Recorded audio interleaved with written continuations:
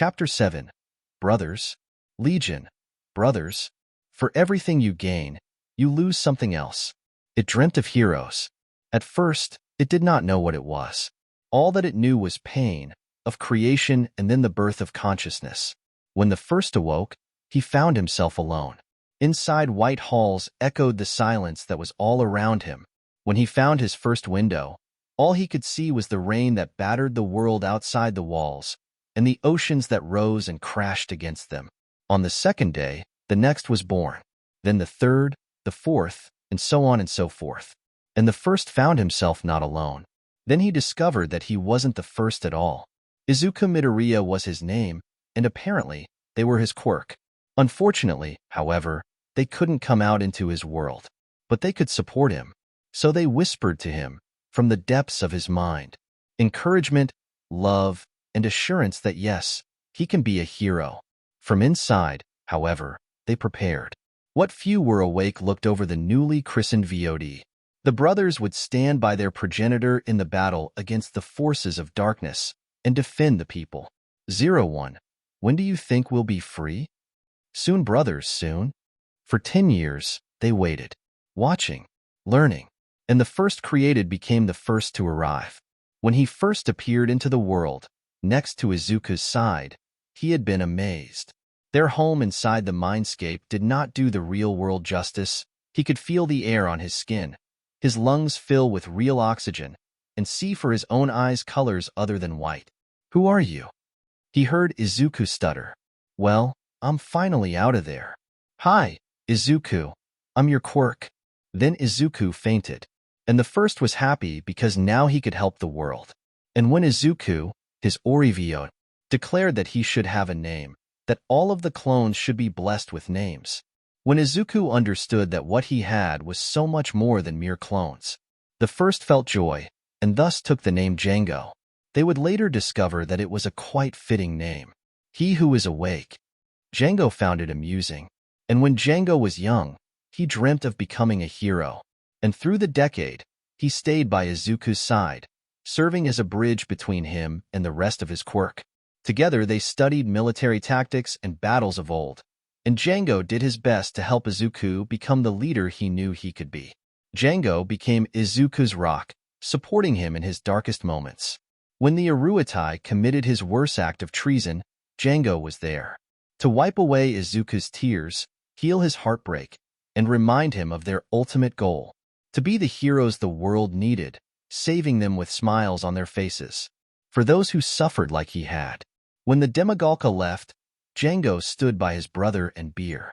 When they met All Might, and Izuku was granted the opportunity to gain one for all, the VOD cheered in joy, more strength for their brother, and possibly the boost he needed so that they too could experience the world. When Izuku, the D-Cut, tried to blow his own arm off, he'd spend hours taking care of the VOD that had suddenly been woken up and calm their panic. When Fordo had been born, all the VOD felt joy, because they knew that soon enough their time would come and they would stand behind their Oriviod and be heroes. But since the beginning and to the end, it had always been him. Django remembered this morning. Izuku had gone ahead with Ochako and Tinya, who had surprised him at the door and wanted to walk with him to the station. You know, Inko started, as she walked towards Django and absent-mindedly brushed off imaginary dust from his UA uniform. It always amazes me, how similar yet how different the both of you are. But either way, the both of you are my sons, she said with a smile. Beer. He whispered, the last few years, before meeting All Might, even he had been letting other people's words affect him, about how he was too different to be human, that he was just a quirk. The feelings had gotten worse after he'd read an article of a man with a similar quirk going mad and being presumably killed by his doppelgangers. But then Inko, sweet Inko, took him to the side one day during their training and set him straight. Django, in I cartel guy Sayad, she had whispered, with no trace of hesitation and full of love. I know your name is my child. When did she learn Mandoe? He never doubted her since. I'm so proud of the both of you. I know that you, Izuku, and the rest of the VOD will become amazing heroes. Django loving held his beer and kissed her forehead. Everything that we are is because of you, Beer, Django said as he turned away.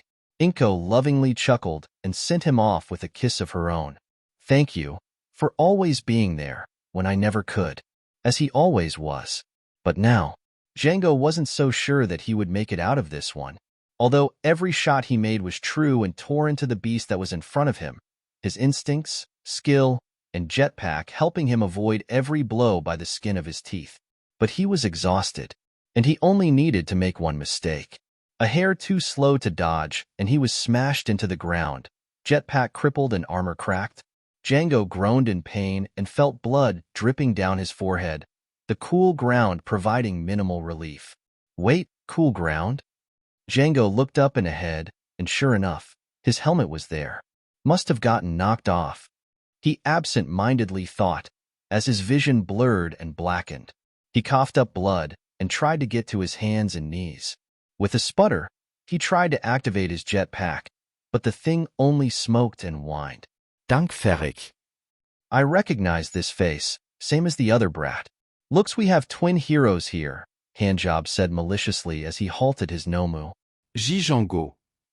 Izuku grit out, trying to stand, one for all surging through him painfully as he rose to his feet and took a step towards him. You know, all this is really for a better society.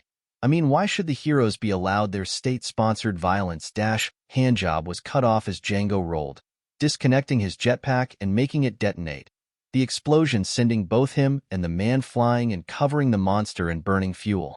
The thing screeched in pain but stood still, merely allowing the fire to take its course. Django bounced harshly against the ground, pressing his armor even further against the wounds.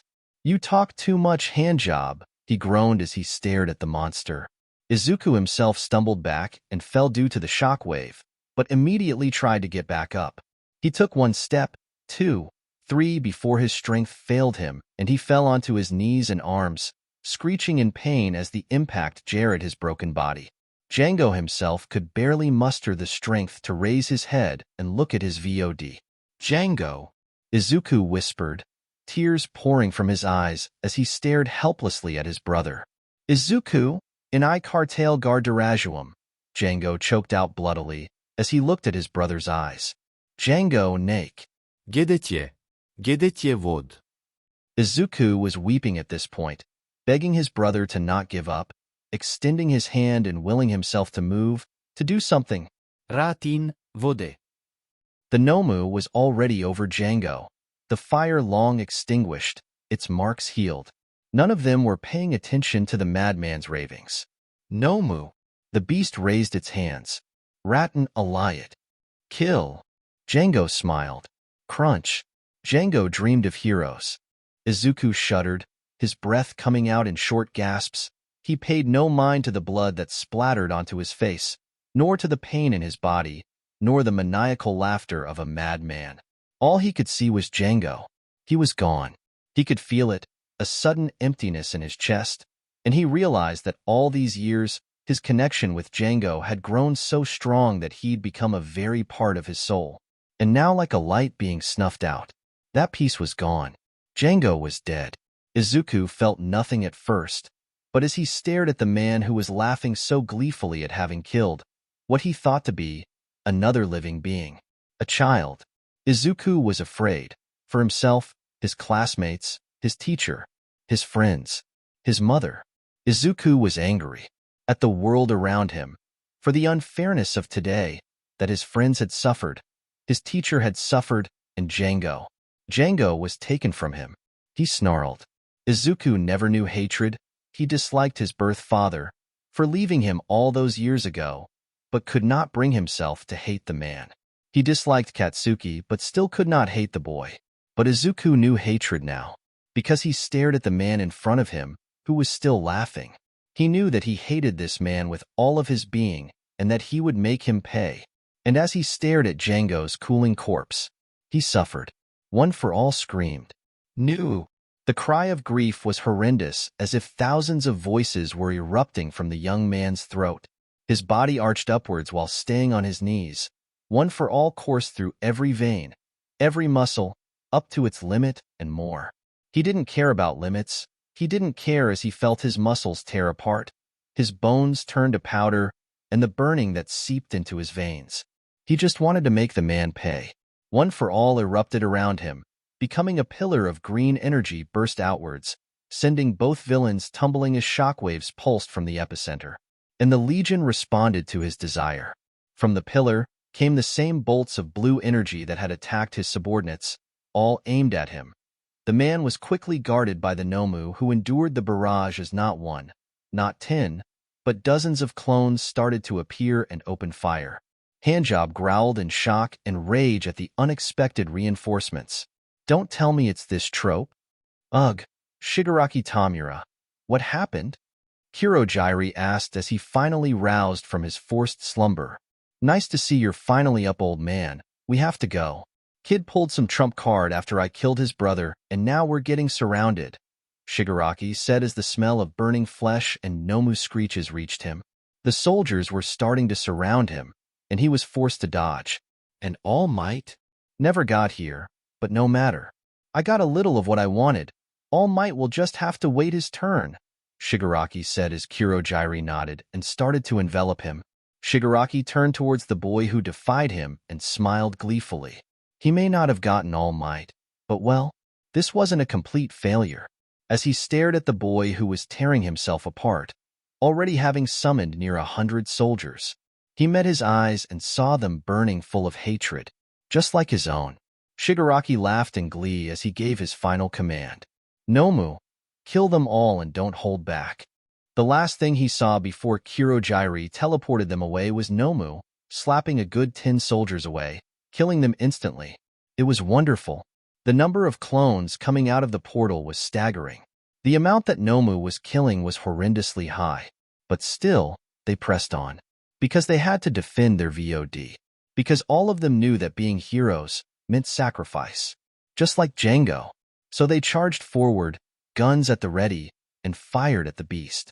They barely slowed it down. Or rather, the blasted thing moved so quickly that many of their shots missed. They were forced to group together. But that just gave more room for their enemy to hit them. Still, they would not give up.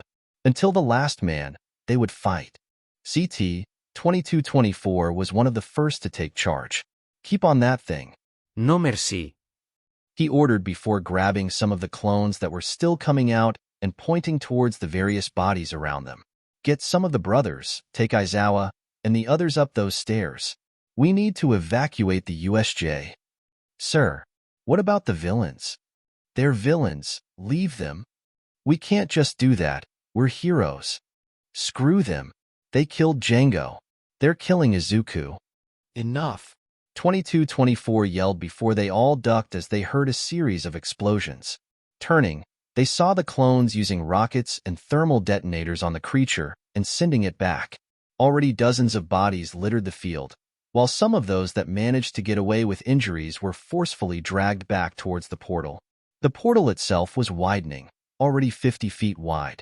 More clones were coming through. More than he expected. First, it was only dozens, but now hundreds of clones were coming through. It's one for all. It's boosting the production. This is bad. We need to shut the portal down, or the stress will kill Izuku.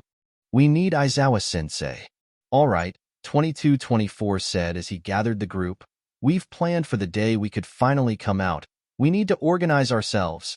We didn't follow the military example and make battalions for nothing. Do we have comms? We recently worked on the helmets for communications. From this range, we should be able to connect to the troops, sir. All right, 2224 said as he activated his radio. This is CT-2224. I've taken temporary command. All captains designated by Django. Take control of your companies. I need 1st Battalion to focus on that Nomu. 2nd Battalion spread out and find the students. Get them out of this place. The fighting continued, but 2224 could see his brothers start to splitting off into multiple squads and heading towards the various zones. Take the villains too, stun them, and bring them out. We'll get justice for our brothers. He paused before giving the next order. Lethal force is authorized, but only unless absolutely necessary. Just like Beer said, more explosions rang out as the clones continued to fight bitterly, the creature seemingly never stopping. With each swing of its fists, 10 brothers fell. But still, they pressed on. Sir, we need to blast the doors open. And we need medical attention for the teachers and students. Find the medics. Get them to the top of those stairs, and see if you can get a demo man to blow up those doors. Yes, sir. 2224 stared grimly, but couldn't go into the fight. The death of Django had utterly shattered the clone's structure. It was only thanks to his foresight and dedication, choosing various clones that he thought had the potential to be leaders beforehand, allowed the situation to be at least marginally better. You trooper, he said, pointing to another clone. Sir, with me. We need to get Aizawa to use his quirk on Izuku before he kills himself and get them up those stairs. Aye, sir. What's your designation, trooper? CT 7567. We're already that high. Sir, you don't understand what exactly Izuku did by unleashing One for All like that. He went 100%, and then supercharged Legion. We've got at least 10,000 clones waiting. The only reason they're not all here is cause they won't fit. Wei. The two, along with some others, went to where Aizawa and Izuku were, the latter still screaming as the power overflowed through him. Come on, sir. We need you to get up, 2224 said as he gently shook the man. Aizawa groaned and blearily looked at him. Django? 2224's heart panged, but he shook his head. No, sir. I'm not Django. But that's not important right now. We need you to use your quirk one last time. Izuku's gone out of control. Midoriya? Aizawa asked, only half conscious, but turning his head, his widened as he saw the enormous portal, the lightning coursing through Izuku, how his body was turning red and purple, and blood pooled on the ground. With a grunt, his eyes flashed red. The portal closed, and the lightning shut out. Izuku finally stopped screaming and fell backward. A few clones caught him and, lifting his body, started taking him up the stairs. Aizawa barely felt the hands grab his arms from behind, but saw the other clones start taking him up the stairs. He turned and saw the same creature that had defeated him so easily, who seemed to have the strength of all might, be peppered with shots, explosions, rockets, grenades, everything. And still it stood. Still, it was killing dozens of clones at a time. Aizawa could only stare in shock. My students. He grunted as he tried to stand, but the clones didn't let him. The others are retrieving them right now. Just stay awake, sir. We'll get you all out. Aizawa groaned in pain and denial, but as much as he wanted to stand, he couldn't even move his legs right now. You are? 2224, don't have a name yet. Sorry, you too. Get him up the stairs. Medics are already on the way. Turns out we got new resources from the boost. 2224 said before heading back down the stairs. Yes, sir. 7567. Stay with Izuku. Yes, sir. Aizawa could only pray that his students would all be alive after this. Ochako sobbed as she held on to 13, the space hero extremely weak and appearing to be on her last legs. She couldn't do anything to save her. The sudden explosion of energy behind her had shocked her, as well as the rest. She saw Shoji stiffen in shock and go very pale. Turning to look at her, she felt a chill run down her spine. She knew that something had gone wrong. Izuku? Django? Were they all right? The sounds of the war that erupted down the stairs almost made her go and look down to see what was happening, but she refused to leave 13's side. She trusted her friends. Shoji shuddered, his throat dry and his heart heavy. With his ears, he'd managed to hear Django's last words. Even if he could not understand them, he knew a goodbye when he heard it.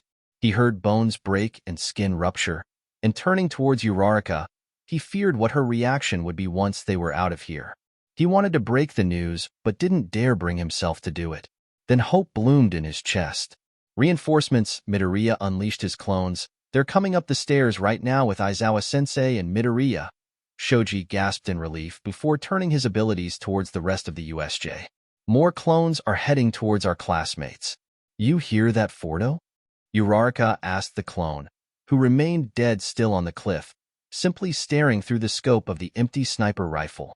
Fordo? The sound of feet on steps dragged her attention away from him towards the other clones that were coming up. Shoji was extremely relieved to see Aizawa-sensei and Midoriya were alive, but utterly horrified at Midoriya's state. Ashido and Uraraka's shrieks of horror only added to the situation, but soon enough more clones arrived with special backpacks with red crosses on them. Then they started to apply first aid. What's that? Don't know, but it appeared recently in the Mindscape, an entirely new section, and thousands more clones appeared. They had standard bandages, but also had special patches that they were applying onto the two wounded. Definitely gonna ask Recovery Girl for training. All we have is the base knowledge from the station. The clone grumbled. Fortunately, however, he managed to stop Izuku's bleeding. The blood's mostly superficial, but I'm worried about internal injuries. He needs surgery, he said to the other clone medics that had arrived with him. They had been working on Aizawa and 13, applying the patches and bandages liberally. The clone nodded and helped his brothers stabilize the teachers as much as they could. All right, we've given her a bit more time, but we need proper medical attention for her, he said as Uraraka and Ashido nodded fearfully. Shoji barely paid attention to the hand grabbing his shoulder in support, Sato himself still in complete shock. They could only hope that they'd all make it through. Or at least, Shoji thought to himself, the rest of us. Azui woke up to being held in strong arms. Her vision was blurry, but she could make out white armor. Midoriya? As her vision focused, however, she saw that it was one of his clones. One of many clones that surrounded her. When did he finally manage it? She thought as her vision continued to swim. She felt herself bouncing slightly as they went up the stairs. She wondered where they were. Soon enough, however, she was too tired to think. She just wanted to sleep. Ochako held on to Azui as the clones treated her head injury. Idly she noticed Mineta being dropped off and Kaminari being brought back to lucidity. Then Bakugo was unceremoniously dropped onto the concrete. What happened? The clone who carried him snarled. The Iruitai tried to interfere in the battle, thinking he could face the abomination. He tried to blast one of us and we all shot his ass. You didn't. Relax, all stunners, but we don't have time to deal with this idiot. We need to get all of you out of here, he said while looking back. Ochako tried to look, but she was gently pushed back by the clone. No, you don't want to see this. Trust me, the clone said. Ochako gulped, but nodded and turned back to Azui. What's your name? Don't have one yet. We decided to make it a tradition. Come into the world, get a name. What's your number then? CT 5555. That's a lot of fives. That it is. Zero was exhausted. He'd been running for a good while now, and with all the tape he'd used he was heavily dehydrated, and his pursuers were only getting closer. Over here. Get him. Damn it. Zero cursed as he started running again, dodging stray shots from some of the emitter villains. He then hit a rock and stumbled a stray shot hitting him in the back and making him cry out in pain. Got him. Let's kill him now. Zero started panicking, trying to think up of any way to get out of here, but as he tried to release some tape, nothing came out. Oh crap. I don't want to die. Get high, Ka. What sounded like gunfire sounded off over his head. Familiar bolts of energy shot across the street, some impacting their bodies and enveloping them in energy before they collapsed. Others simply burned. Freeze. The villains paused as the men in white armor surrounded Zero, who looked up in gratitude. All of you, I'm giving you one chance, the clone leader said as they stood off. One clone kneeled on the ground next to Zero, giving him some first aid. Surrender now, and you'll be spared, he stated, leaving no room for argument. The villains paused, many of them looking unsure, but one of them started to laugh. You think you can beat us? Beat me with your little toys. The man had a lion quirk and had been Zero's bane for the last few minutes in particular, never letting him rest for too long, always on the prowl, and had nicked him a good amount of times with his claws. Because let me tell you something, toy soldiers, nobody gets between me. In a burst of speed, he was on top of them. And my prey, he roared. Choo choo choo choo choo. Zero's head was pushed down into the ground and he couldn't even see what was happening. All he heard was the sound of gunfire and a body that hit the ground. Don't look, trust me. You don't need to look, he heard the clone whisper. Ciro gagged at the smell of burnt flesh that filled the air like overcooked bacon and followed the clone's guidance as he was led away towards the main plaza stairway. Let's get you out of here. The clone commander waited until they were gone before pointing his own pistols at the next villains in the group. Anybody else wants to try? He challenged. Staring at the cooling corpse on the ground, the villains realized that they had bit off more than they could chew, and none of them had the desire to follow in their former comrade's footsteps. Hey, I don't want no trouble, one said as he went to his knees. Yeah, we surrender. One by one the villains surrendered. The leading clone then made them get up and walk towards the plaza. The corpse was left behind. Kyoka was still unconscious when the clones arrived. Yaoyorozu was catatonic, and Hagakure was silent. Yuga could only stare. He'd long since passed the point of hyperventilation and panic. Now he was in shock. He did not resist when the clones treated his wounds and let them help him walk back towards the entrance. Another clone carried Kyoka, and a third helped Yaoyorozu, who was extremely weak on her feet. A fourth coaxed Hagakure along, the latter who decided to clutch tightly the clone's hand in support. Even wearing only gloves and boots, he could see how she was trembling. The rest were stunning the unconscious villains, making sure they stayed that way. As they walked, Yuga could only feel guilt and shame. He'd been completely and utterly useless, unable to raise a finger to defend his comrades. He wondered how Izuku, Django, and Fordo would see him now. He truly did not deserve to sparkle. Enough of that, he heard to his side. Yuga turned in surprise to the clone that was helping him.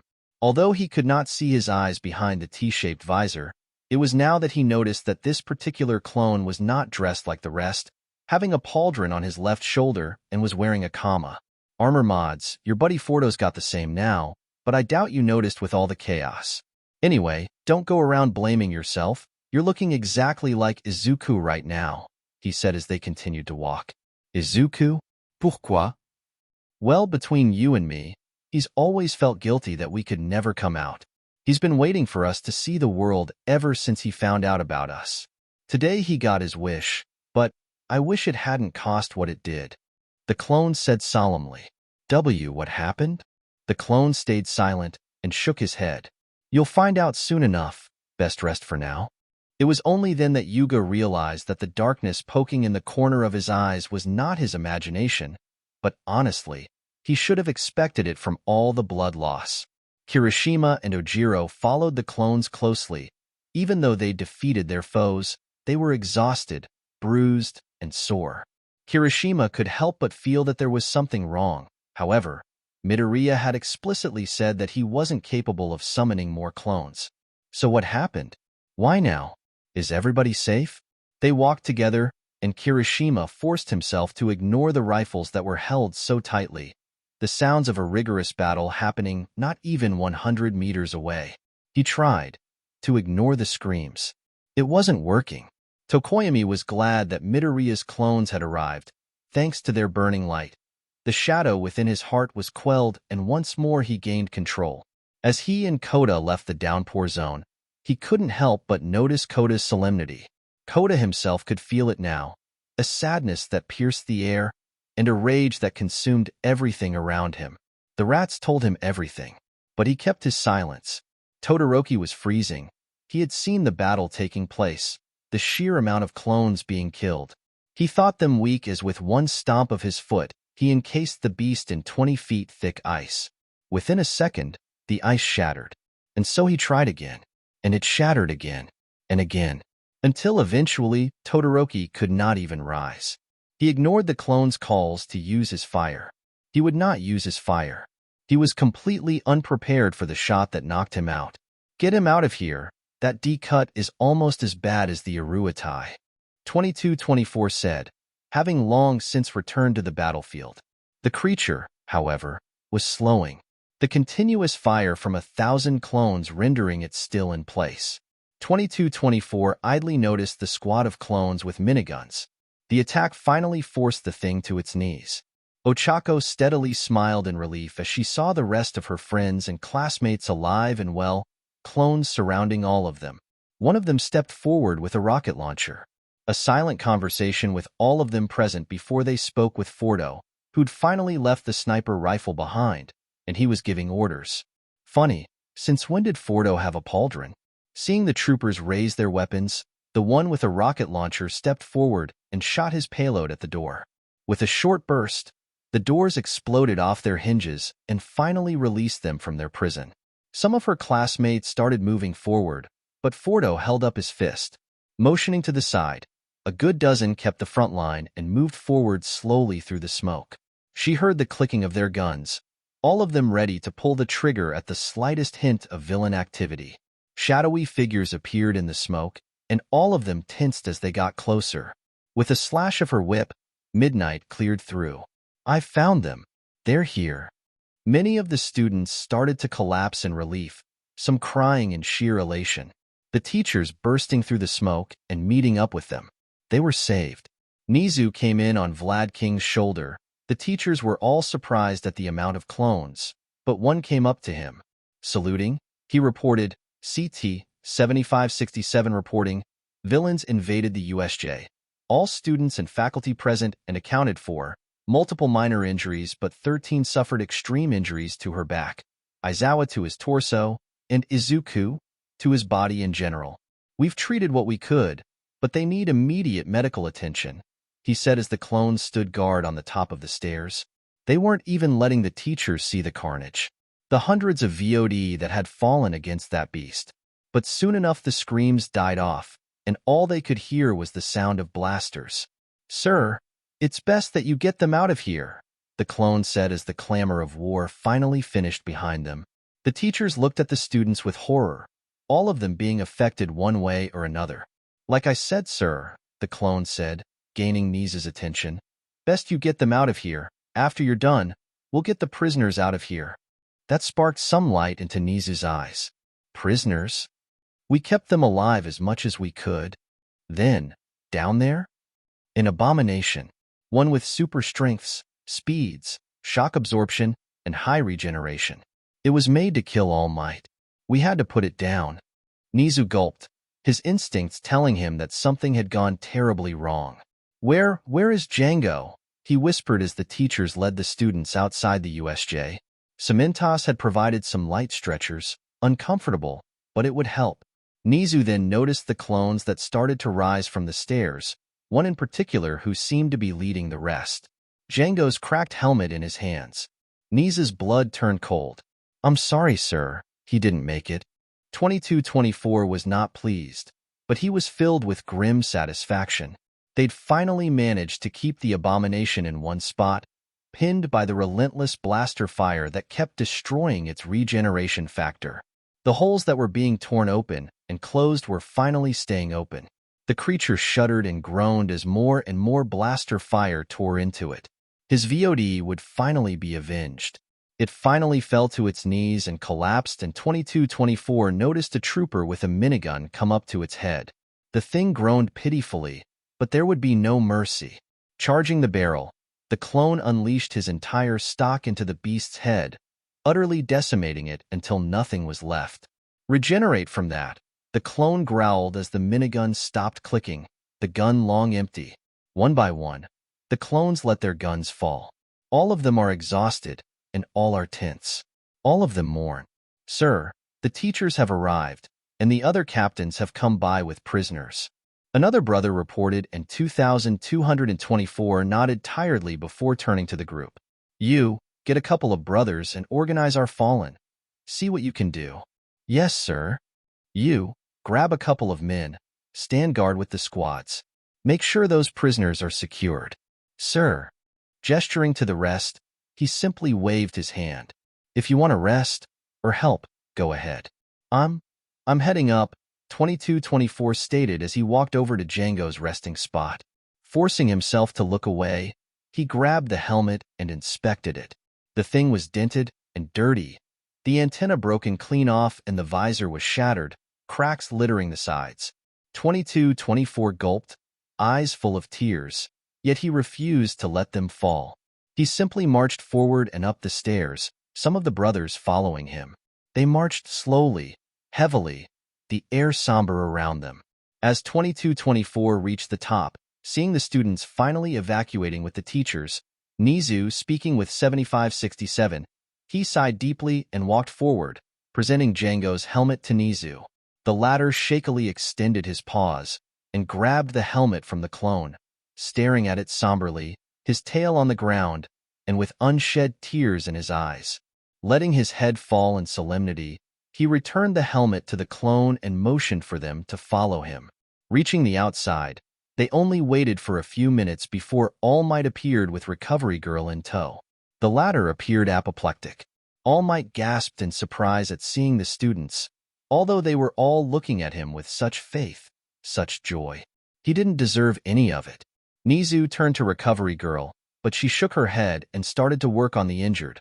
Already Nizu could hear the sirens approaching from emergency services. Asking around, soon some clones led All Might to Izuku, the former kneeling in horror and clutching Izuku's hand. Looking around in worry, he asked the clones next to him about Django. He froze as 2224 kneeled next to him and showed him the helmet. All Might could only stare in shock and growing horror as what happened finally made itself clear. He sacrificed himself, and because of it, we are here, 2224 said, as All Might gently held the helmet and looked into its cracked visor. All Might was trembling but refused to show his tears yet. He absent-mindedly noticed the villains being led out of the USJ, being formed into lines, all of them kneeling with their hands behind their head, guns at the ready for the slightest sign of retaliation. Good. He would be alone. Show me. He walked slowly down the steps, afraid to see what he knew was awaiting him. Some of the teachers had entered with him, just in case. Yagi let go of his transformation, much to the shock of Cementos and Vlad King. All Might.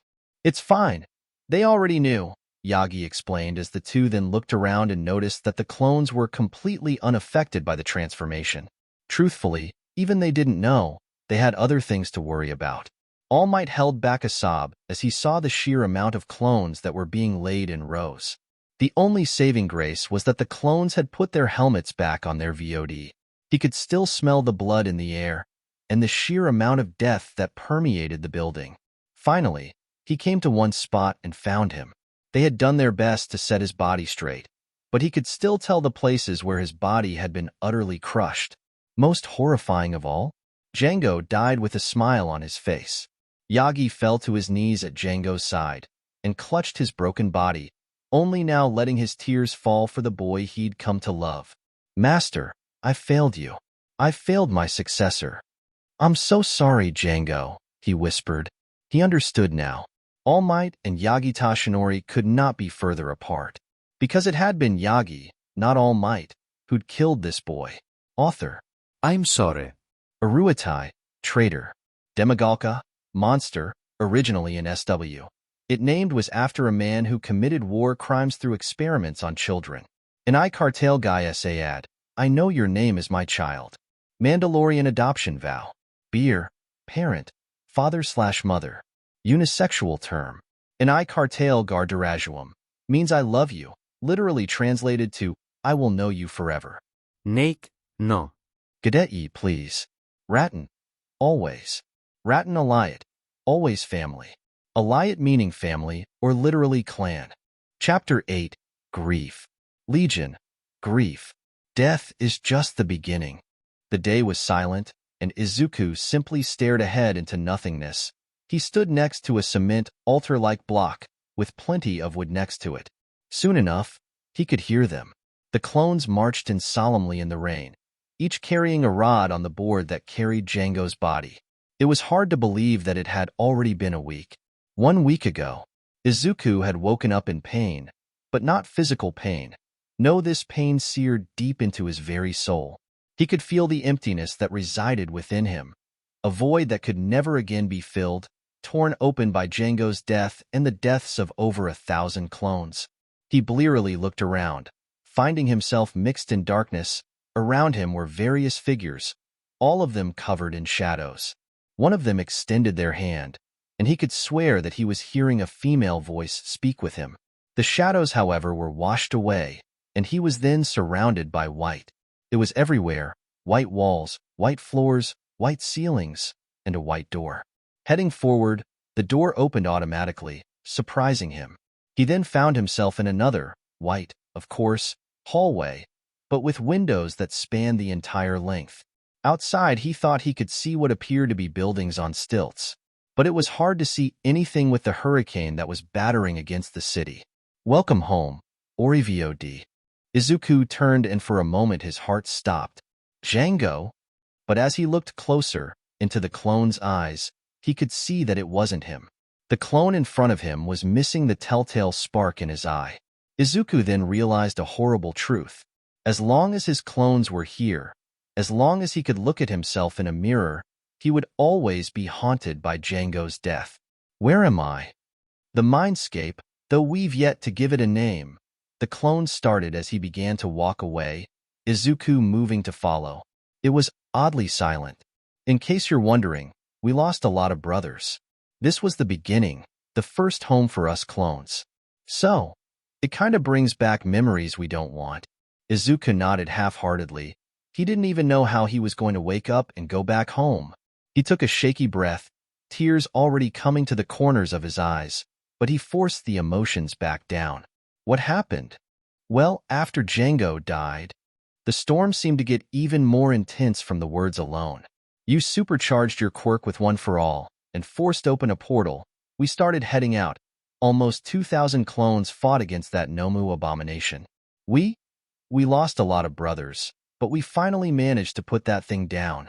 Izuku's eyes narrowed and he snorted, filled with a dark satisfaction that the abomination had fallen to his brothers. Next would be Shigaraki. Now he had names. All that was left was finding them. But first, and what about my classmates, my friends? Are they all right? Yes, the clones split up. Multiple squads went to look for the students. All of them were found and escorted to safety. Truth be told, the worst of the lot were you, Aizawa, and 13. Yuga and Kyoka both sustained some moderate injuries, but the new clone medics patched them up and they were looked over by Recovery Girl. The teachers came then? Yes, too late, but they came. All Might arrived later with Recovery Girl. Izuku breathed in deeply at his mention, finding it extremely difficult to not want to place the blame on his shoulders. He should have been there. He shouldn't have wasted his time. Maybe then Django would still be... Izuku shook his head and shuddered again, unwilling to finish the thought. He couldn't blame him when nobody expected this to happen in the first place. But still, he and All Might would have words. We have medics now? Yeah, we have an entirely new section, a medical wing, and you will not believe what we found. Izuku followed the clone and found himself awed at what his quirk had created. They had entered into a large chamber and were walking through a tunnel suspended in the air, where through windows he could see everything. Around him thousands of clones milling about. Some of them were training, others studying. What they were studying he didn't know. Some were eating. While inside the mindscape, the clones do not need to eat per se, but they got used to it after he would talk all about it. How? I can't believe I've never asked this, but how do you guys survive then? The clone sighed. In here it doesn't matter, but out there, we'd survive off your energy. Django discovered that regular food sustains us.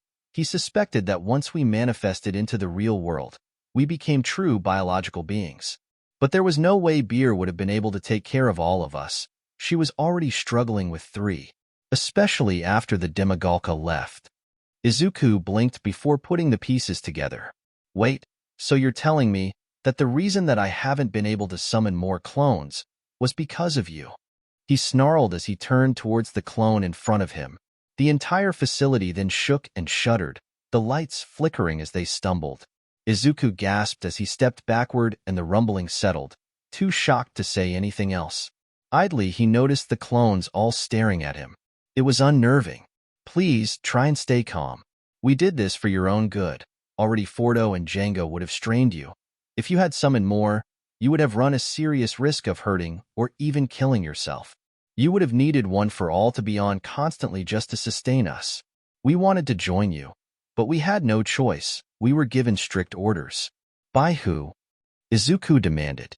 By Django, the clone whispered, and the words punched him in the gut as he shakily walked back again and hit the glass. He did this? Why didn't he tell me? You were already feeling enough guilt. He didn't want to add more. Better to let you think that you were close, but missing the last piece of the puzzle, than to be the entire puzzle. Izuku half-snorted, half-sobbed in a single choked breath while holding back a chuckle. That sounds like something Nizu might say, but butchered by Django. The clone sadly chuckled and nodded. That it would. Looking around, he saw that the clones had returned to training. Some of them had been focusing on marksmanship, others had been doing hand-to-hand training. Some were even doing team trials, working together to overcome simulations. It's good that you're finally here. We've been waiting for you. Yeah, me too. Izuku trailed off as he continued to follow the clone. He continued to follow solemnly, not thinking of anything yet everything at once, making sure to keep his eyes straight ahead, unable to see their face. His face. Finally, they made it to the end of the hallway, and the last door opened itself to reveal thousands of clones, all of them marching in formation. Izuku gaped at the sheer amount that resided within him. Magnificent, aren't they? He saw one company march down a ramp before halting, facing left, and putting their weapons in present arms. That's American style. Yes, Django taught them after he gained inspiration from All Might's battle with Davy Jones. Ah, that made sense. That particular battle was back when All Might was doing hero work in the States. He, alongside Davy Jones, then America's #1 hero, had collaborated with the U.S. military in a mission to defeat Typhon, a villain with a tidal wave quirk who was devastating America's coastlines. Django had been a huge fan of Davy Jones' quirk, From the Deep, which could summon watery ghost ships reminiscent of World War II battleships. It was also the first time that Congress had seriously considered giving a living foreign national a Medal of Honor. All Might had denied it, however, wanting to keep the tradition for the dead held in the tomb of the unknown soldier. Izuku closed his eyes at the memory and shoved it down along with the feelings that threatened to rise with it. Show me the medical center. His brother nodded, and Izuku followed him back through the tunnel-like hallway as they headed towards the new section. Entering, he was surprised to see the healing facilities. A good amount of clones were simply floating in cylindric glass capped with machinery, filled with fluid. All of them were in their underwear and had a mask over their noses and mouths. They were all peacefully asleep, healing slowly but surely. What is this? Our medical wing, we don't know what exactly it is. We're hoping that in the future, Recovery Girl can get a sample and tell its exact chemical composition. But we know that it has healing properties and can help us get back into the fight. Izuku marveled at the technology stored within his quirk, his hand resting on the glass, staring at the face of one of his clones that was covered in bandages. A few brothers managed to drag the injured back to be healed before the portal was closed. The rest are currently being healed by Recovery Girl. Amazing! Izuku stared for a moment before closing his eyes and sighed deeply. You want me to bring this to the world, don't you? Yes, quite simply, Izuku. Your body is broken right now. You were heavily injured and had no stamina for Recovery Girl to directly heal you. Using one for all like that for any longer would have at the very least put you in a worse coma than what you are right now. Izuku fell to his knees. And it would have killed the rest of you? He finished. Perhaps not those outside, but those of us still here. Izuku shivered at the revelation that because of him, all of his brothers could have died. None of that, Orivod. None of this was your fault. But right now, things are a bit unsure. And our brothers on the other side need you. Izuku breathed deeply, nodding his head. Okay, what do I need to do? Hold on to the tank, focus on the outside world, and don't worry. We'll see each other again. Thank you. What's your name? Can't believe he didn't ask earlier. We've kind of been making it a tradition. Once we make it to the outside world, we'll start on them. But don't take that as an invitation to rush yourself. Plenty of brothers are already outside. We can all wait. Izuku nodded and held tight to the tank, focusing. Both he and the tank disappeared from the mindscape. The clone stood alone, but not for long. You did not tell him about us? Another voice said next to him, and the clone turned towards the pale man that stood to the side. He'll have too much on his mind, and it's already so cluttered. Once the storm dies down, once he's in better control of his emotions, then, should he know, The man snorted softly. A fine and dandy situation we have ourselves in then, no? The clone smirked. Fine and dandy indeed. The man disappeared, and the second continued his watch over the brothers, just as Django ordered him to. Izuku woke up to pain once more, but this time the pain was all-encompassing, seeping deep into his bones. It felt hard to breathe, but he could feel hands moving him, removing his fore and other things, stripping his gown, and wrapping something around his groin. Feeling himself being lowered into the pod, the process was stopped by the sudden shriek. "What are you doing?" The clones that were helping Izuku stared at Recovery Girl, who was gaping at them. Helping him? No time to explain, but this will quicken the healing process. The sudden commotion also had the unintended effect of waking up the room's other two occupants. Toshinori had been holding Inko Midoriya for the last few hours, the latter having received the emergency call from the school that the USJ had been attacked and that her son was currently in the hospital. Toshinori had taken it upon himself to reveal the news of Django's death. The poor woman had at first tried to deny it and then become inconsolable, shrieking and weeping that it couldn't be. "Not my Django. Not my boy." She had since then cried herself to sleep, clutching to Toshinori with all the grip a grieving mother could muster. The two had woken up and had immediately cried out the boy's name, clutching the edge of the tube that had yet to close. Izuku looked at the clone who was helping him. The latter nodded in understanding and stood to the side to where Recovery Girl was to better explain what was happening. With the last of his strength, he lifted his arms, clutching each of their hands. Inko was already crying again and gently caressed his face. "Izuku, my baby boy. Beer. I'm so sorry. I couldn't save him." "Oh, Izuku, don't worry about that now." W pull through Inko dissolved into sobs again as she simply held on to her son. Izuku's heart was pained at hearing his mother's tears, and he was helpless to stop them, but he had something else to focus on. "Young Midoriya," he heard, and he turned his head towards All Might. "I am so sorry. I failed you. I failed Django. I failed everybody in your class. It's all my fault," All Might said as he bowed his head towards the boy. "All Might Beer, I don't blame you for Django's death, and I forgive you for not being there." Toshinori started to cry at the words. He did not feel that he deserved Izuku's forgiveness. "But I have one condition. You must swear to me that this does not happen again. That we, as your students, come first." Izuku gasped out. The other clone next to him had already started the process, so a bluish liquid started to fill up the tank, already reaching the bottom of his ears. "Swear to me, by one for all." Toshinori vigorously nodded, silent tears streaming down his face. "I swear, Izuku, by one for all, I swear." Izuku nodded, his eyes fluttering shut and his hands going limp in their grasp. The two watched with apprehension as his arms were laid carefully by his sides, and a breathing device attached to his face as the water completely covered him, the cover soon sealing the pod. "Yagi, why did Izuku call you All Might? And what is one for all?" Inko asked as she stared deeply into the man's eyes. Toshinori closed his eyes in resignation, knowing that eventually this would have happened, but still, he would have preferred it under different circumstances. "Midoriya-san, what I'm about to tell you is a secret that has been kept for years and another for generations. I hope that you forgive me after this." The man slowly grew into the titan that the world knew, and Inko stumbled back. "You know me as Yagi Toshinori, but in truth, I am All Might, and this is but one of the many secrets that have been kept from you." Meanwhile, the clone had taken to explaining what the tank was, something they had taken to calling Bacta. How it could heal wounds within days, a downgraded version of her quirk. How he was the only source, just like her.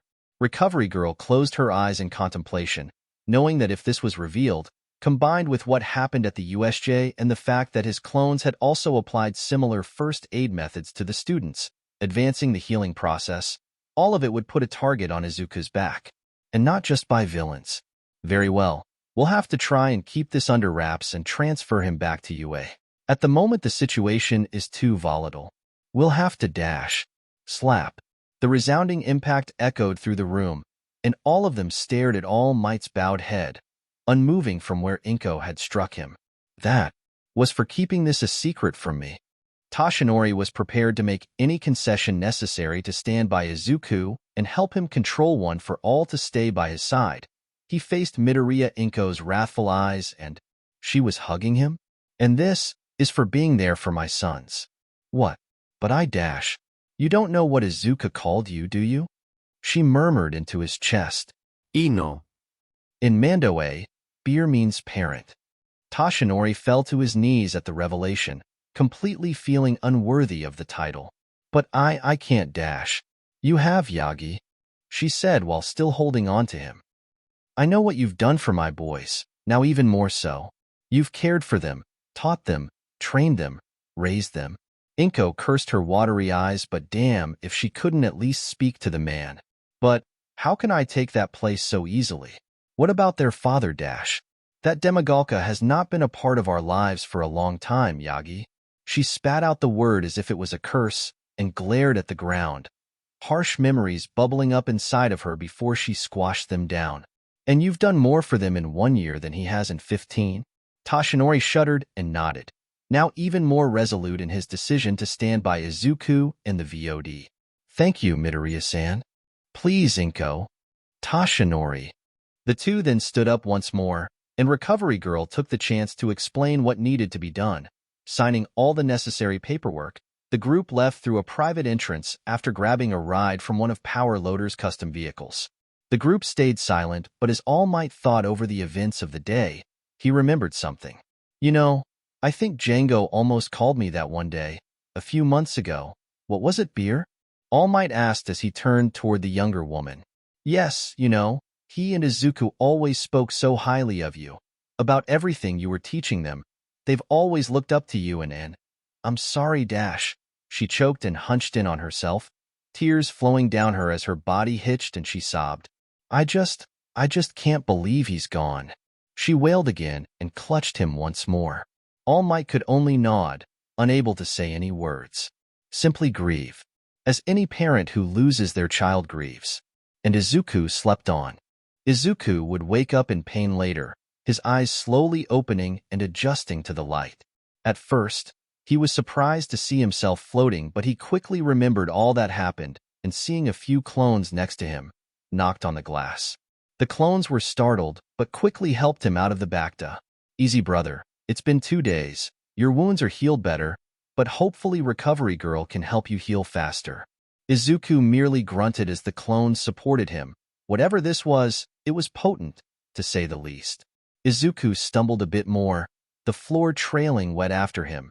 His legs were weak and he rested against a bed. Looking up, he saw a mirror. Boss, I dash. Izuku stared at his reflection and held his hand to his face. Right over the bridge of his nose was an X-shaped scar. It was faint, but still noticeable. Looking at his hand, he saw that it was also lightly scarred and that the scars trailed up his arms. What? It's from One for All, Oriviode.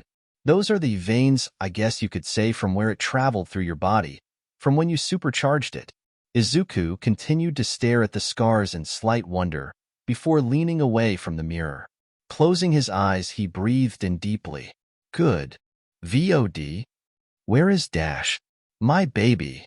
Izuku oofed as he was barreled into by his mother, the latter already sobbing into his chest. He quickly wrapped his arms around her. The two fell to their knees and Izuku simply held her as she wept for him. I'm here, Mom. I'm here. The two simply held each other before Izuku noticed the other guests in the room. Mom, we've got company. Turning around, they were faced with Recovery Girl, Nizu, Yagi, and an officer, the former giving him a towel and some clothes. Finding some privacy, he would soon find himself facing the detective, a Tsukachi Naomesa, apparently a friend of All Might. Also, apparently, his mother was in on the secret. Izuku pinched the bridge of his nose. There was way too much going on right now. Midoriya, if you're up to it, I'd like to ask a few questions. Inko tried to protest that it was too soon, but Izuku agreed. All right, from your point of view, what happened when you arrived at the USJ? Izuku took a deep breath and started. We arrived all right, but as soon as we entered, we were ambushed. tried to get Aizawa-sensei to stay, because I thought that we could use 13 to quickly open the door and get out. He could have stopped any quirks from coming near us. Izuku paused, his jaw moving around as he tried to find himself. I got Django and Fordo to cover Aizawa-sensei, then the warp guy came. Eventually, we got separated by the warp villain, Kurogiri, and I was able to beat him. But before I could blow open the doors, he warped the both of us away. He started to tremble and gripped the fabric around his knees, his bones creaking in protest. He, the main guy, tried going after Azui, and I blew him away, but my punch got caught by that abomination, he snarled. It easily took out me and Aizawa-sensei. Django. He was shaking, and there was a knot in his throat. Clenching his jaw, he forced himself to continue. Django tried to fight back, but that creature, KRR, he just laughed. He was gone, and he was just laughing. Izuku grit out, glaring at the floor below him. The slightest sparks appeared before the pain made them go away. After that, I blacked out. I don't remember what happened after, only that I finally entered the mindscape and learned that the clones had finally been released into the world and that the abomination was dead. He spat. His fists were clenched so tight that the slightest hints of blood were appearing. I'm sorry, young man. All Might explain to me what Django meant to your family. He truly died a hero. Izuku merely bowed his head, unwilling to look away from the ground. Now, I'm afraid that I must ask you about some of the actions that your clones took. What? We have reports of 3 deaths. The first obvious one was that creature. We managed to get what remained of its body. Its head was decimated, however. No trace was left. Midoriya was silent. Good. Gay, young Midoriya. You weren't there. You didn't hear as that bastard gloated of the different quirks that Abomination held. Super strengths, speed, high-speed regeneration, shock absorption. It was made to kill you. All Might?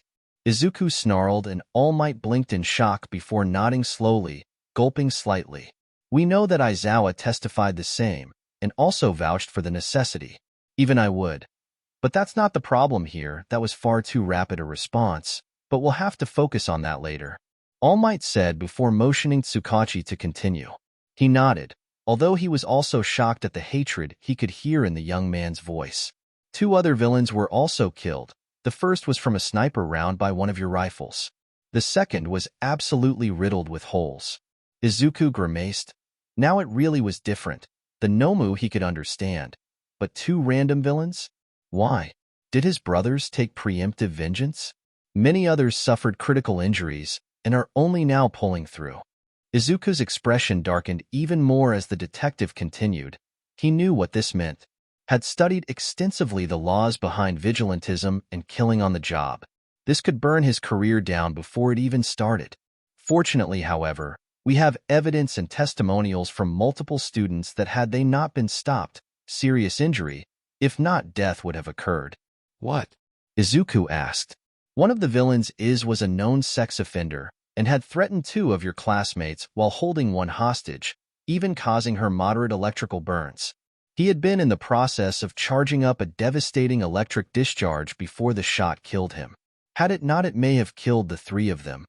Izuku stared as Tsukachi continued. The second was another known villain with multiple kills under his belt who'd been hunting one of your classmates. He'd even been offered the chance for surrender, but instead went for a killing blow. Then why dash? Because regardless of the justification, they are still your clones, young man. They're still your responsibility. Besides, you're a kid. You shouldn't have had to take lives in the first place. Tsukachi reminded him. In truth, the detective was sorrowed by the entire situation at hand. None of the students should have been faced with what they did, least of all the boy in front of him. Who took the shots? One of the clones was named Fordo, and the other gave me a number, CT-411.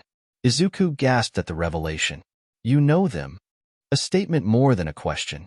Fordo was the second clone I ever summoned. For 11, if that's his number, then he's one of the few survivors of the first generation. I'm sorry. What do you know about my quirk, sir? I know that you make clones, and that you have armaments and armor, and that the strength aspect of your quirk comes from the clones still inside you. Principal Nizu has already put in the paperwork to name it Legion, as originally desired. Izuku smirked and gave a small snort before the expression fell. What do you know of my clones? Just what All Might told me, that they're their own person but still come from you, and that they call you their older brother. That is true, but there is more. My clones aren't just copies or even creations. They are people, and they live lives shackled to mine. They have their own identities. No two clones are the same. So when one dies, Izuku began, but he cut himself off as he started to shake. His mother had already dissolved into tears as their worst fears came true. They're lost forever, aren't they? Izuku shakily nodded his head and started to breathe rapidly, trembling and shivering as he started to lose control of his body. Do you know what it's like to feel something missing, and only that it is because it was always filled? He whispered, and Naomasa froze at the question. Because I do, they're gone, detective. All of them, all of my brothers. Gone. They can never come back. I could summon, create 1,000 more clones, and it won't change the fact that they're gone. Izuku rasped out as he bowed his head. Tears gathered but refused to fall from his face. He's gone. Naomasa gulped. Thank you for your time, Midoriya-san. This will help in the investigation. I'm sorry for your loss. Naomasa nodded to All Might, who was gently hugging both Midoriyas, although the younger simply sat there, unresponsive. Turning, he then nodded to Nizu and Recovery Girl, who nodded back and made his way out the door. Detective. He paused and turned back. Kurogeri, Vorp gate like quirk. He's mostly made out of black mist, but he has a solid body under there, with a metal collar that's susceptible to physical attacks. The ringleader, Shigaraki Tamura, I heard that much. Wears black, light blue hair. Has dismembered hands all over his body. The detective quickly wrote down the information and looked to thank the boy. He gulped at the sheer amount of hatred in his eyes. Thank you. Have a thank you. Making his way out, he set out to make some calls. Otoshi, you've certainly picked an interesting kid to mentor. Back with the mourning family, Nizu approached them somberly and asked to speak with them about something important. It brings me great shame to ask this, but you need me to dispel the bodies, Izuku whispered out. Yes, Nizu admitted with a bowed head, but first, I'd like to, in the name of UA, offer out services to host a memorial in memory of the fallen clones, and a funeral service for Django. Both gasped at the offer, and Izuku grit his teeth as a new feeling arose in him. Gratitude. Thank you, Principal Nizu. You are one of the few people to ever recognize the VOD. Thank you. Inko nodded her gratitude as well, and thanked the principal. Izuku let go of his mother and rose, motioning for Nizu to lead. His first stiffened, and Recovery Girl immediately protested, saying that he needed a lot more rest and healing. Izuku merely walked out the door and found himself next to the teachers who'd been outside the door. Almost all of them looked away in shame. Only Midnight and Present Mike looked at him. Without their usual antics, they looked quite human. It's fine. It needs to be done. They both looked at him with regret, but as Izuku turned away and followed Nizu, Recovery Girl, All Might, and Inko trailing behind him. Hisashi. I know, Namiri, I know. If Shota was here, the comparison would be uncanny, to say the least. Present day. It started softly, from the clones next to him, but soon enough, all of them joined. A song taught to them by Django, to unify them and serve as a warning to others. Kote. Kandoshi Sakarota, Vodean. Ochako stood close by with her friends, soft tears trailing down her cheeks from the death of one of her close friends. But more importantly, she was worried for Izuku. Ever since he had woken up from that weird back-to-tank thing, he'd stayed quiet. Oh, so very quiet.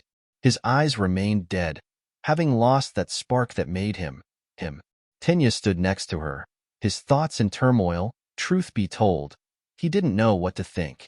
He couldn't imagine the pain that Izuku was going through after practically losing his brother. He could only wonder as to what thoughts rested in his mind. And Tenya pondered, what would he have done? Had it been Tensei? Behind them stood their families, showing silent support. Tensei himself kept a firm grip on Tinya's shoulder, having lost many friends in the line of duty. Ochako's parents also held onto their baby girl, Nizu himself having provided transportation for them to come and show their support. They'd only heard about Django and Izuku from Ochako, and while they thought it a bit odd, mourning a clone, knowing that they treated each other as family helped them understand a bit better. Musst du so aden hi, wurde an. Yuga stared quietly, haunted by everything that had happened. He stared at Fordo, who stood as one of the pallbearers, along with some of the other newly designated clone commanders. And wasn't that a shock to find out? He hadn't had an opportunity to talk with Fordo about what had happened at the USJ. His regrets, his inaction, his weakness. How he knew that Fordo had dealt a killing blow. He sorely wished to help him. His parents had been unable to attend, but he stood next to the clones that had helped him and marveled at the song they were singing. But what could he do? Balkóte, darasúmkóte. Kyoka and Momo stood together, each holding on to each other. They had been traumatized by the USJ and had found comfort in each other. Next to them were some of the clones that had rescued them, the girls having taken the opportunity to get to know them better. Their parents had gotten to know each other a little better as well. All of them had been worried when they received the call, and when the girls had decided to show their support for Izuku, Django, and the rest of the clones, they had to stand with them. Shoji stood off to the side, showing his support. His mother was next to him. Even though he towered over her, she brought him much comfort. He had revealed to her, and her alone, that he had heard Django's last moments before he was crushed. She had held him and talked him through his feelings, and asked if he wished to continue being a hero. He nodded and replied, Django's last actions, I can't let them go in vain. I want to be a hero. I want to be one. His mother merely smiled and held him through the nightmares. Koji was comforted by his animals, who seemed to resonate with the song being sung. Each one gave their own sad tune as if nature itself was mourning the loss of life. The rest of the students stood by, all of them showing their support in one way or another. Many of them did not shed tears, having not known Django that well, but still decided to show solidarity for Izuku's family. Except for two. Jorsa ran, Kando at home. Todoroki had stayed home, and while he told himself that it was because he didn't see the point in having a funeral for a clone, the truth lingered in the back of his mind. He tried the best he could to push down the guilt, the fear, the anger.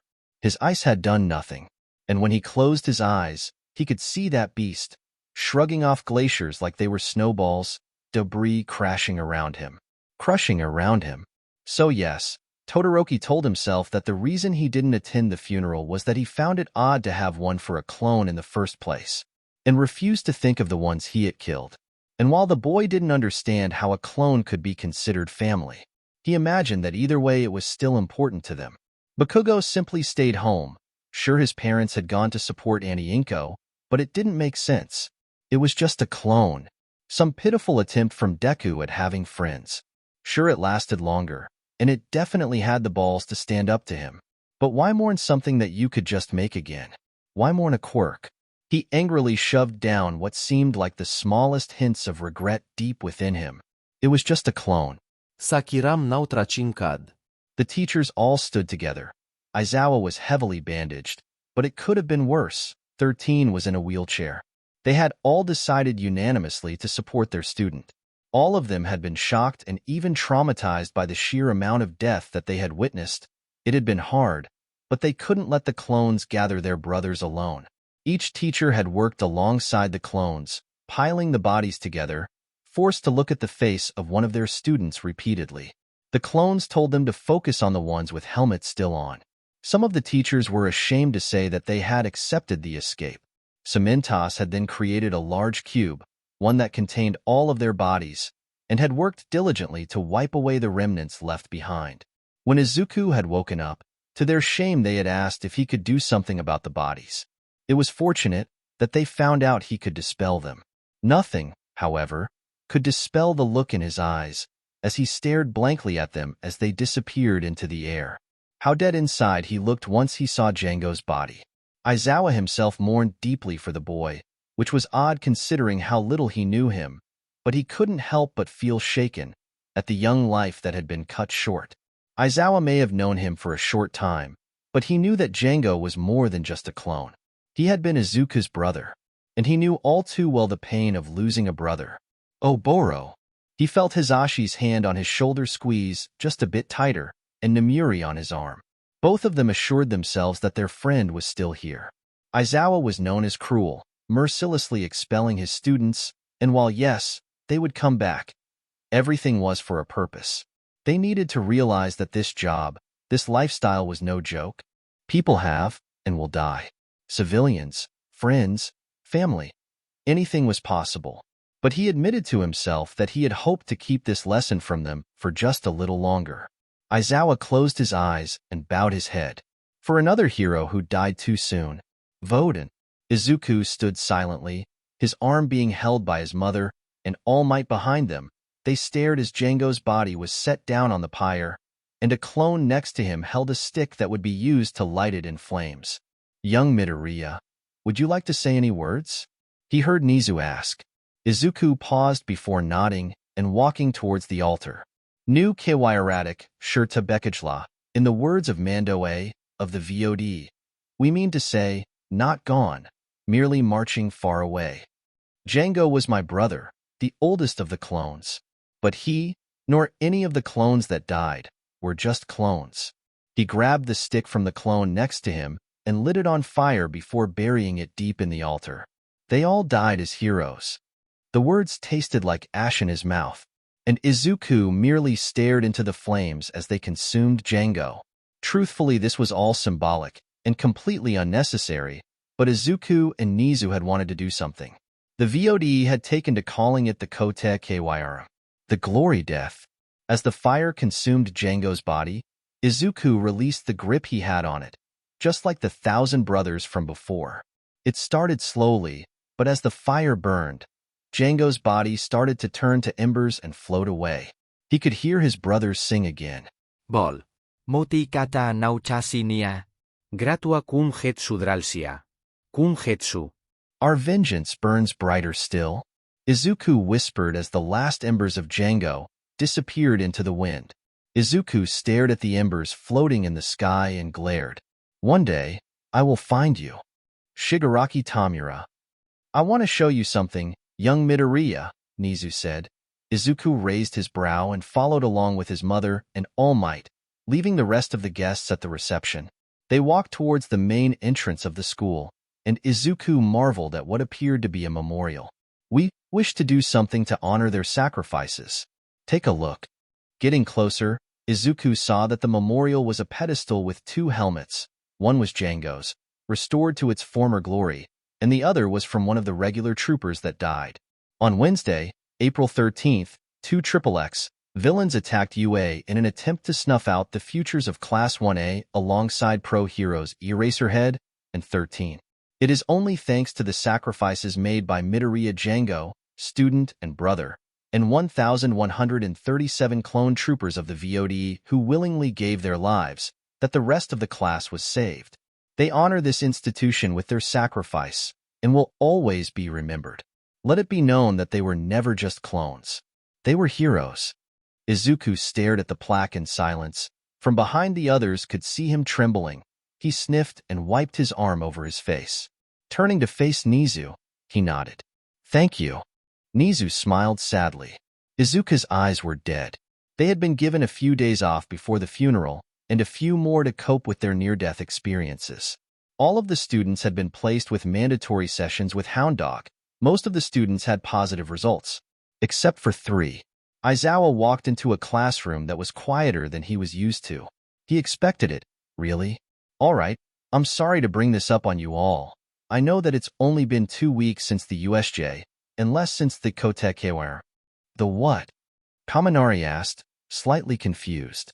The clones have asked that we refer to Django's funeral as the Kotekeware. It's a culture thing. If you can't pronounce it, then it is still appropriate to say funeral. I know that this may seem odd, but they sacrificed a lot for us. It's the least we can do.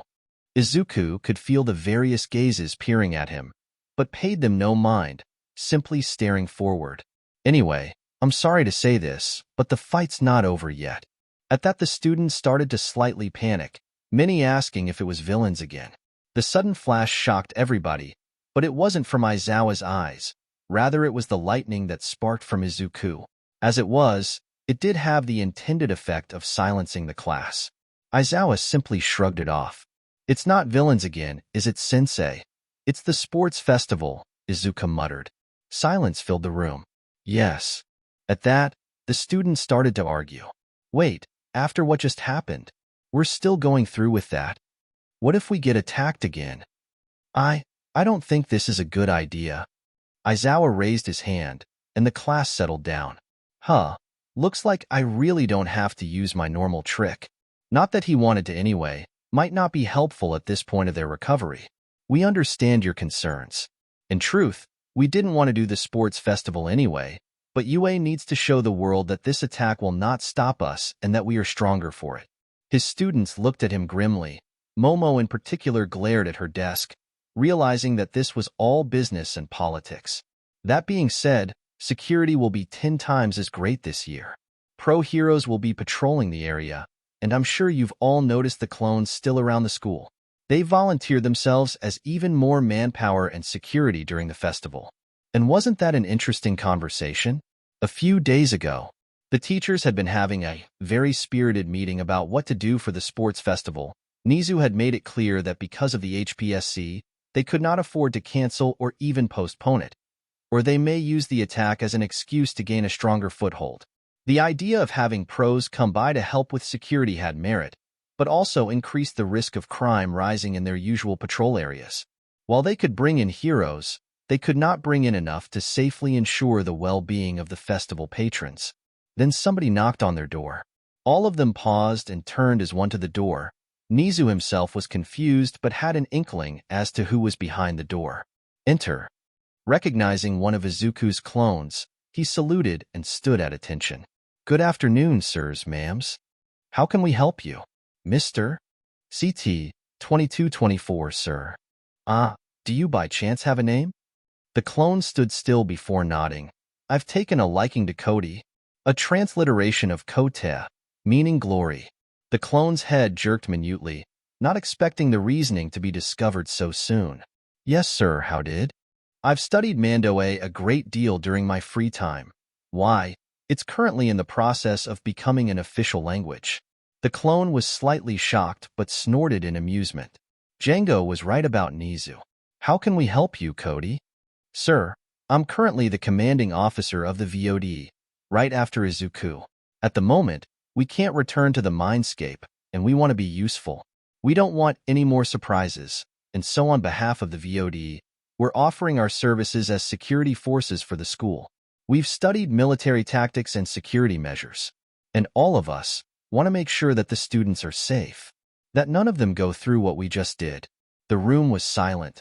Many of the teachers looked at each other warily, some even in shock. Nizu merely grinned. Well then, I see no issue with that at all. Is there anything that your men need? Principal Nizu, you can't be serious. They're just dash. Just what? Nizu interrupted. He had an idea as to what ectoplasm would say, but it could be 50-50. They're just kids, Nizu. We just watched over 1,000 of them turn to dust.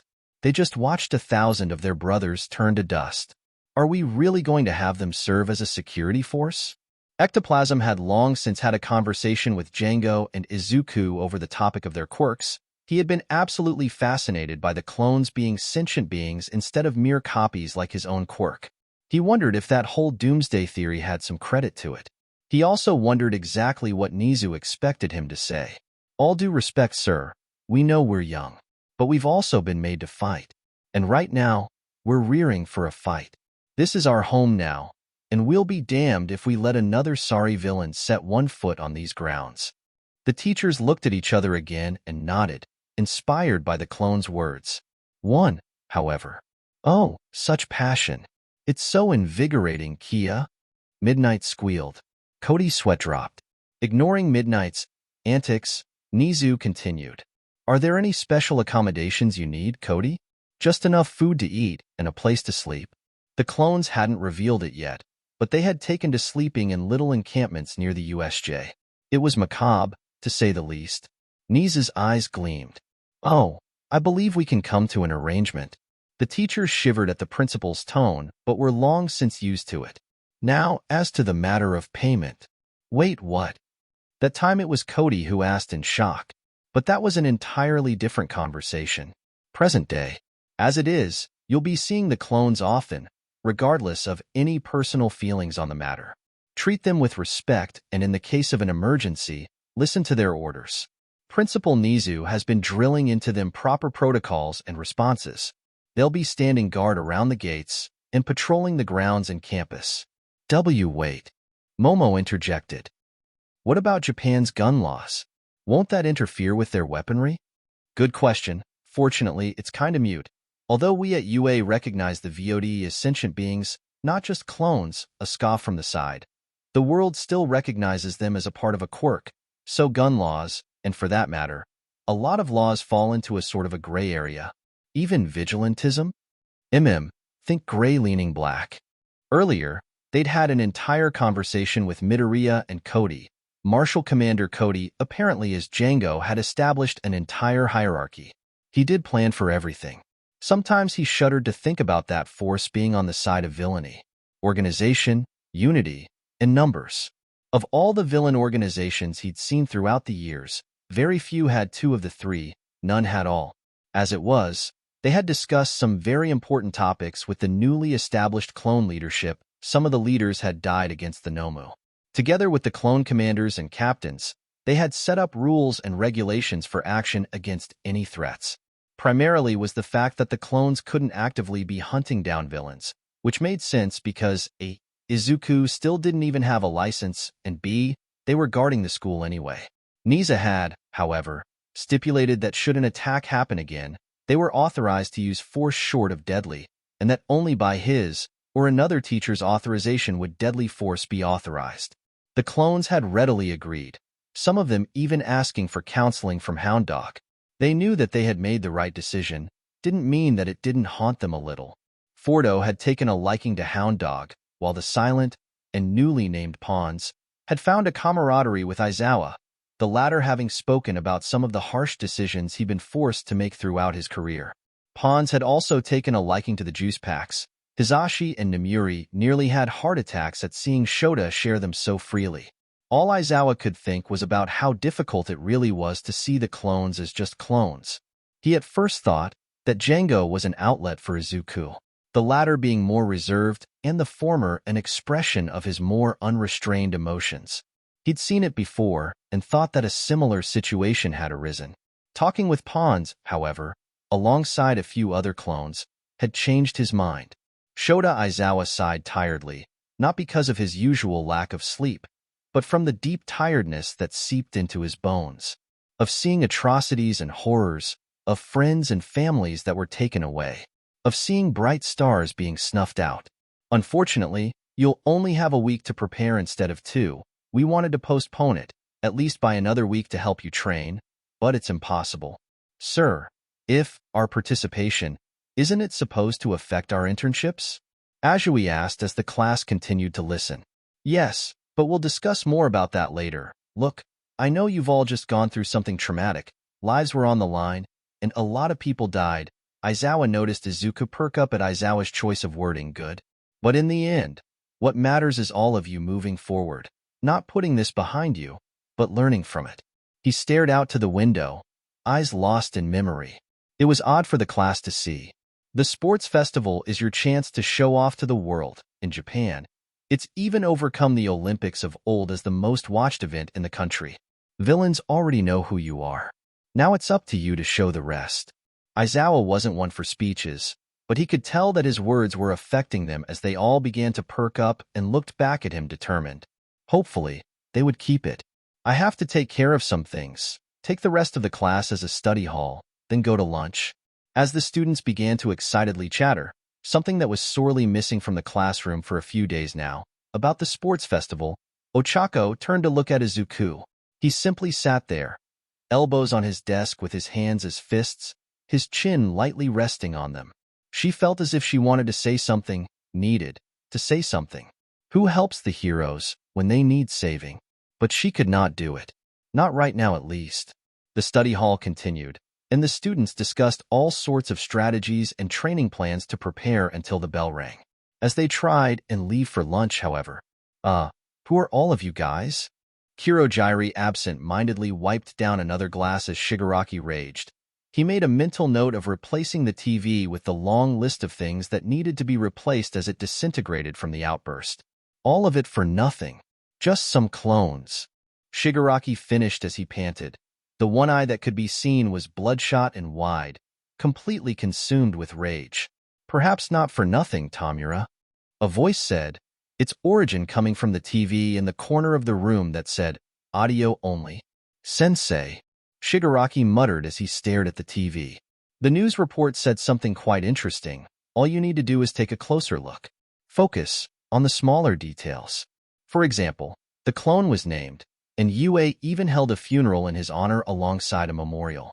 What could that mean? Think about it in those video game analogies you prefer to use. Shigaraki finally calmed down and forced himself to think. The clone was special then, wasn't just a mob or an NPC. I remember the guy that I thought was his twin. The pain he felt, the rage and hatred he directed at me. It wasn't fake. Yes, good. You're learning from past experiences, taking clues. The voice purred, and Shigaraki smiled at the approval. That means that the clone was real, at least to them, somebody important enough to have a name. A backstory, no. The backstory to the mini-boss. Shigaraki muttered, as he remembered the sheer amount of clones that came from what he presumed was the original source student. A mini-boss with mobs at his beck and call that can use super strength as his specialty. A hero that cares about his minions, thinks them important. Somebody that can be broken. He smirked. Somebody that has been broken. He chuckled as he remembered the hatred in those eyes. Kurojairi had already gained the reports from the police station. The Nomu had been absolutely devastated. Only its Swiss cheese-like body remained, no trace of its head, alongside two other bodies. Somebody who had killed. I wonder, Midoriya Django, he said as he finally remembered the name. Who exactly is your creator? There we go, Shigaraki Tamura. Now you're asking the right questions, gathering evidence, and making conclusions. Very important. Shigaraki preened. Now, you said something about super strength? Yeah. The brat had a punch that rivaled All Might's. He even dented Kurojairi's collar. The bartender's eyes narrowed as he absent-mindedly rubbed his chest, a new collar already in use. Interesting. Sensei? Nothing to concern yourself with now, Tamura. Now then, what will you do next? The villains that we recruited were absolutely useless, sniped down like cannon fodder. We need heavy hitters. Actual players. Good. Soon one of my contacts will be in touch with you. He will provide you with what you need. Thank you, Sensei. I live to make you proud. And you have, Shigaraki Tamura. The connection cut off, and All for One rested back on his chair slightly, his head lightly resting on his fist as he palmed a queen chess piece in his hand. It seems that our successors have met then, All Might. Blood has been spilled on the battlefield, and pieces have been removed off the board. He motioned to a black and white pawn on the side of the board. It seems that the game has begun already. He set the queen down on the board again, back in its right spot. He smiled grandly. How exciting. Author. And that is it for today. Thank you all for your patience. Please review and give me your thoughts. See a mistake? Let me know and I'll fix it. This was already a pain to make and it sucked. Anyway, Mandoa.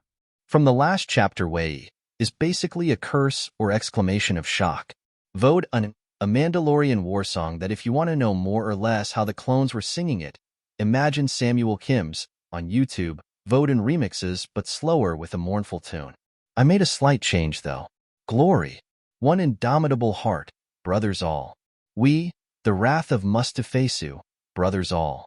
And glory, eternal glory. We shall bear its weight together. Forged like the saber in the fires of death, brothers all. The second part is also a part of the official vote and lyrics, but was sung to the tune Mandalorian Funeral Chant by Veton1138 on YouTube. The song is also fannily called Ae Han, which in Mandalorian culture describes the bittersweet feeling of being among those alive while remembering the dead, and those who stand before us light the night sky in flame. Our vengeance burns brighter still. Kote Kyram, Glory death. Literally translated to that, but a part of Mandalorian culture due to my research. Similar to Jedi funeral pyres, although with a lot more drinking and fighting. And some clone names who. Again, please tell me your thoughts and thank you until next time.